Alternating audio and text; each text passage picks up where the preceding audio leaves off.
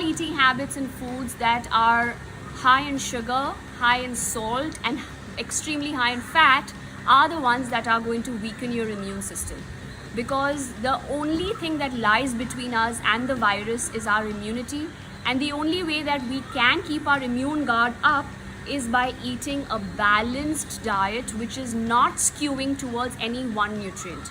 Sugar here is one of the most easiest way to slip the immune system and weaken it, because sugar mimics the similar effect in our mind and releases more dopamine, which is the happy hormone, and it confuses our body, and then we start relating sugar to happiness, and therefore start eating more and more of sugar to relieve this anxiety and stress, because we want more dopamine, which is a happy hormone. But sadly, what tends to happen here with the extra amount of sugar is that your immune system completely goes tumbling down, because your body cannot handle the high spikes of sugar, and that weakens your immunity. Too much salt, processed foods, eating out of tins and cans and pre-packed food.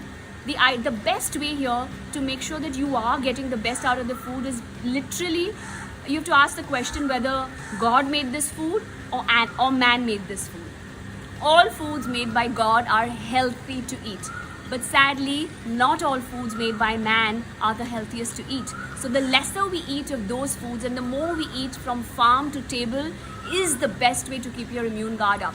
Yes, convenience is of one factor. We are all left with very little help, which is why packaged and convenience food seems to be an easy way out. But trust me, that's the wrong way out, because it will drop your immunity and make you more prone to the disease. So eat with thought, guys. Thoda effort, yes, but that's what's going to work for us.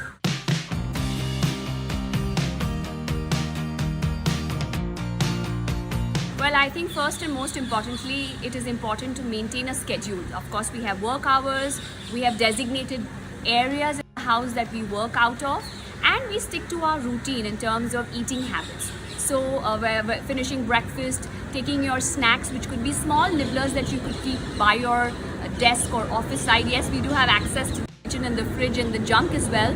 But if you are going to make sure that you eat the right food at the right time, you're less likely to eat the wrong food, especially at the wrong time.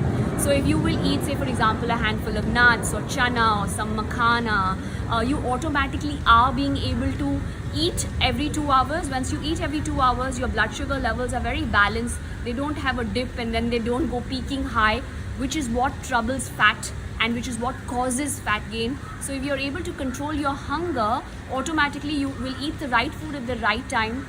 You will be maximizing your work potential as well. When your blood sugar levels are more balanced, you're able to think more conducively in terms of lateral thinking, multitasking.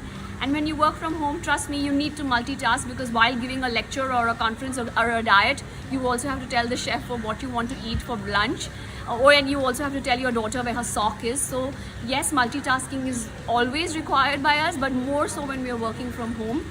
So if you have eaten well, all of these multitasking will not make you angry and excite you, but you'll be very easily able to calmly handle with multiple hands and multiple brains, because your blood sugar levels are balanced.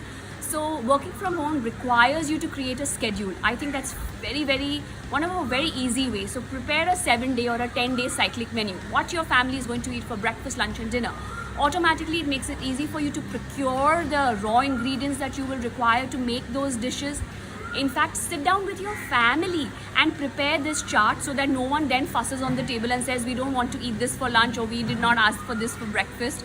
So automatically when they have prepared the chart, everyone is more participative. Maybe someone can help you prepare certain dishes in the kitchen. Your ingredients are there, so you don't have to rack your brains to figure what should we cook for lunch, because I think that's the most annoying question. Khane mein kya banaye? Aaj dinner mein kya banaye? So I think that way, if you're able to plan it out, it just makes life easy. 10 days cyclic, and then you can keep repeating it. No one's going to get the same dish on the same day of the week in any case. So I think a tad bit of planning goes a long way in making work from home more effective and productive.